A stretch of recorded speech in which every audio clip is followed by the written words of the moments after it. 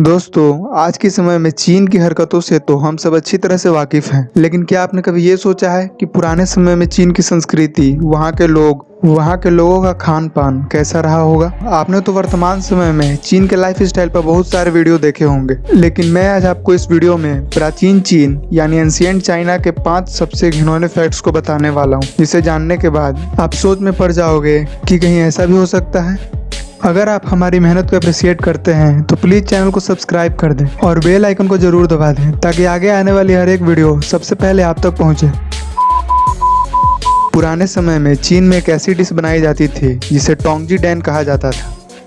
इस डिश को बनाने के लिए चीनी लोग उन बच्चों के पेशाब को जमा करते थे जो कि 10 साल से कम उम्र के होते थे, और फिर वे लोग 2-4 दर्जन अंडों को इन्हीं पेशाब से भरे हुए घड़ों में उबाला करते थे और फिर उसके बाद वे लोग उन्हीं अंडों को कई दिनों तक खाया करते थे। टोंगजी डैन चीन के डोंगयांग प्रांत का आज भी मुख्य भोजन है और यहाँ के लोग इसे अपनी संस्कृति विरासत मानते हैं। यहाँ के लोगों का मानना है कि इस डिश को बनाने की शुरुआत बहुत ही गरीबी के कारण हुई। दरअसल चीन में अंडों को खराब होने से बचाने के लिए उन्हें चाय में उबाला जाता था, लेकिन उस जमाने में डोंगयांग प्रांत के लोगों में इतनी ज़्यादा गरीबी थी कि वे लोग चाय नहीं खरीद सकते थे, तो इसी वजह से अंडों को लंबे समय तक खाने योग्य रखने के लिए उन्होंने इस तरीके को अपनाया। यहाँ तक कि चीन के डॉक्टरों का आज भी ये कहना है कि इन अंडों को खाने से आपकी सेहत हमेशा अच्छी रहेगी। चीन में एक समय ऐसा था जब वहाँ के हर एक महिलाओं के पैर ऐसे हुआ करते थे जिसे आज लोटस फुट कहा जाता है। महिलाओं के पैरों को उनके बचपन में ही इस तरह से मोड़ दिया जाता था ताकि आगे चलकर उनके पैर 4 इंच से ज़्यादा लंबे ना हों, और ऐसा कराते समय उन्हें असहनीय दर्द का सामना करना पड़ता था। उस समय चीनी पुरुषों के बीच इसे महिलाओं के शरीर का सबसे आकर्षक अंग माना जाता था। 3 इंच लंबे पैर को सबसे अच्छा माना जाता था और इसे गोल्डन लोटस कहा जाता था। प्राचीन समय में चीन के आम नागरिक और किसानों की आर्थिक स्थिति इतनी खराब थी कि वहाँ के मर्द शाही राजघरानों में काम करने के लिए अपने अंडकोश यानी टेस्टिकल को निकलवा लिया करते थे, जिसका मुख्य कारण यह था कि वहाँ के राजघरानों में मर्दों को काम करने नहीं दिया जाता था।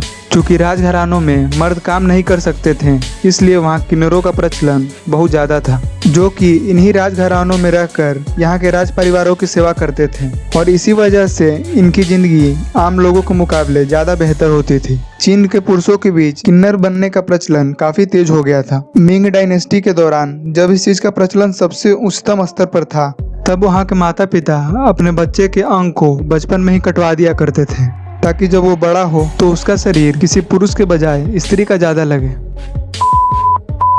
अगर आपने बंदरों को गौर से देखा होगा तो आपने यह चीज जरूर नोटिस की होगी कि एक बंदर दूसरे बंदर के शरीर से जुओं को निकाल कर खाते रहते हैं। ठीक ऐसा ही करते थे पुराने समय में चीन के लोग। दरअसल वहाँ के लोग नहाने से इतना डरते थे कि उनके कई महीने और साल बिना नहाए ही गुजर जाते थे, जिस वजह से उनके सर के बाल के साथ साथ उनके शरीर पर अनगिनत जुएं रेंगते रहती थी। जुएं कितनी मात्रा में होती थी इसका अंदाजा आप इसी बात से लगा सकते हैं कि जब कोई व्यक्ति बीमार पड़ता था तो डॉक्टर नस नाड़ी पर रखने के बजाय इन्हीं जुओं को देखकर यह तय करता था कि वो जिंदा बचेगा या नहीं। वहाँ के डॉक्टरों का मानना था कि अगर जुएं पीड़ित व्यक्ति के शरीर को छोड़कर बाहर जा रही हैं तो वह नहीं बचेगा, और अगर शरीर पर चिपकी हुई हैं तो वह बच सकता है। चीन के गरीब लोग इन्हीं जुओं को अपने शरीर से निकाल कर खाते थे।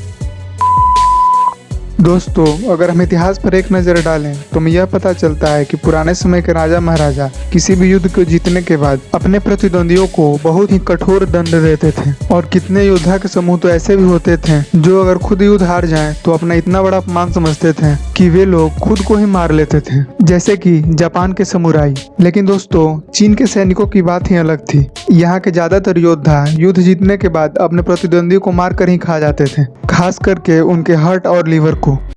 तो दोस्तों, आज की वीडियो में बस इतना ही। अगर वीडियो पसंद आई हो तो लाइक जरूर कर दें।